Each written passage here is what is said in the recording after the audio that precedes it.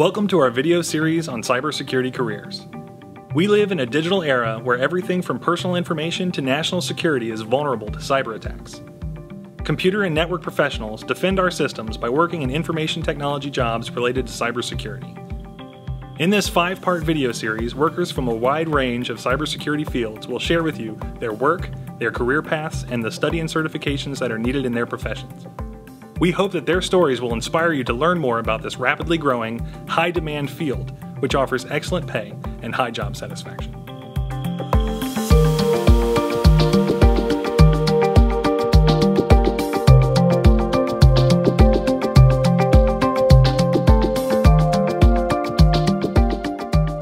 I'm David Wolf. I work for Peregrine Technical Solutions. I'm the Vice President and also Facility Security Officer.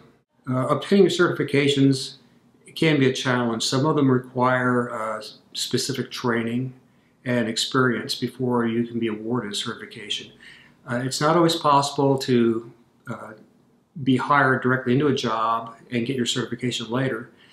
For instance, the DoD requires that you have your certifications to be hired. So when we have an opening, we may have an opening for a SharePoint administrator, for example, and that person has to not only have experience in SharePoint, but they would hopefully have a related certification for a Windows operating system or also a security certification.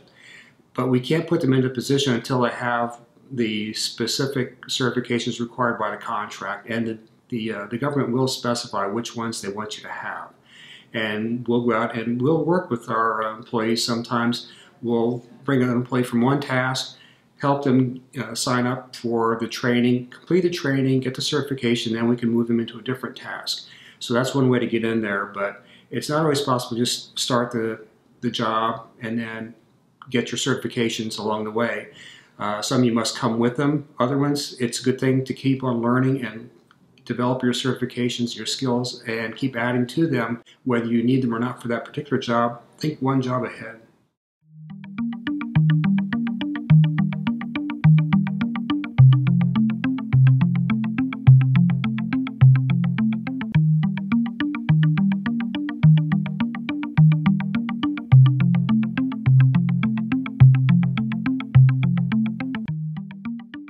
Hi, my name is Jennifer Romero, and I am the CVN 78 Ford Aircraft Carrier Operational Test and Evaluation Team Lead and Cybersecurity Subject Matter Expert.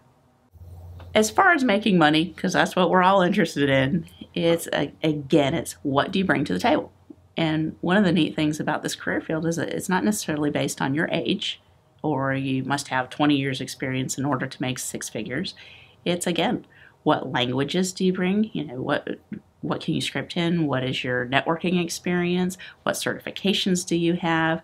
And then 2, if you happen to be working for the government, what security clearance do you have?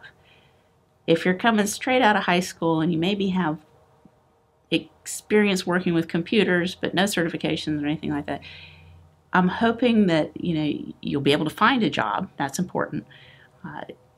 You probably will be making more than minimum wage. But in order to really make the high roller money, you're going to have the experience, and that's going to take 10+ years. You're going to have a degree to go behind it. You're going to have certifications that go behind it. And potentially, as you do an interview for jobs, they will ask you to do technical interviews. You may get hired on contingent to how well you've performed over the last 30 days. One of the things, though, that we find is don't jump job to job too often. Stay with the company for at least a year before you look to move on. That's important, but then also be willing to travel.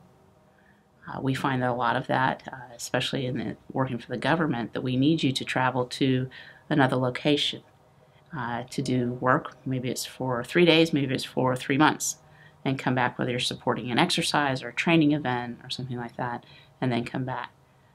So it's flexibility, credibility, experience, certifications, and a little education in there too.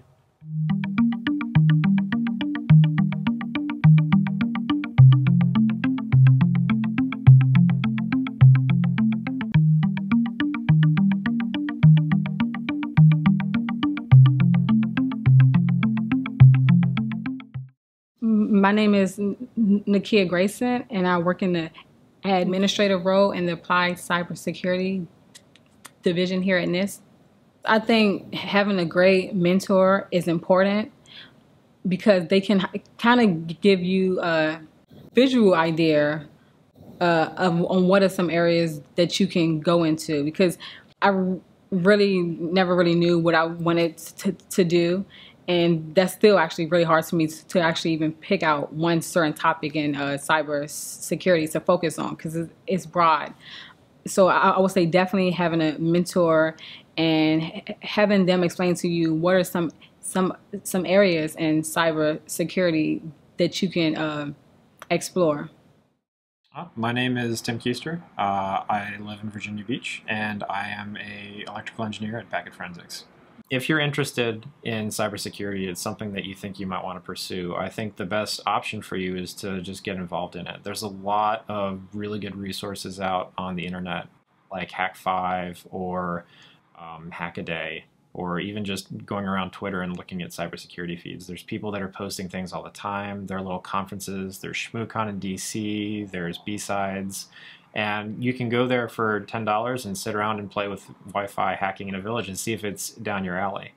If it's really something you're interested in, you'll find that what you see on Twitter and on the internet, that's sort of like the surface. And it's when you really start getting down into protocols and what's really going, lifting the hood and going underneath the hood and figuring out what's inside and what makes it tick. That's really where cybersecurity starts to take off.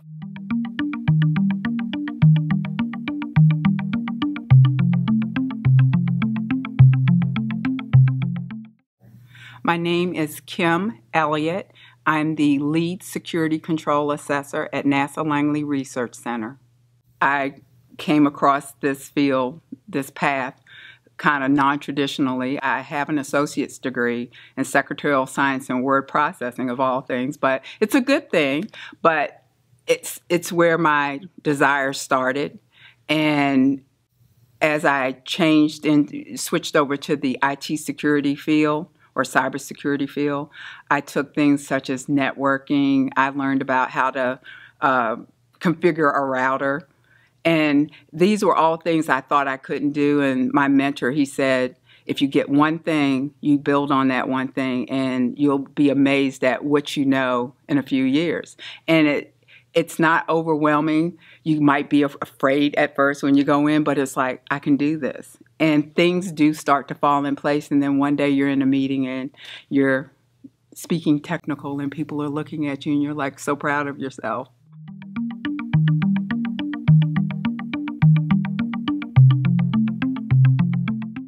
My name is Ken Chrysler. I work for Packet Forensics. We're a small company that functions within engineering, communications engineering, and cybersecurity. What we typically look for is someone that can think and someone that can understand what a problem set is. It is true that you need to have some level of tools to be able to view the problem.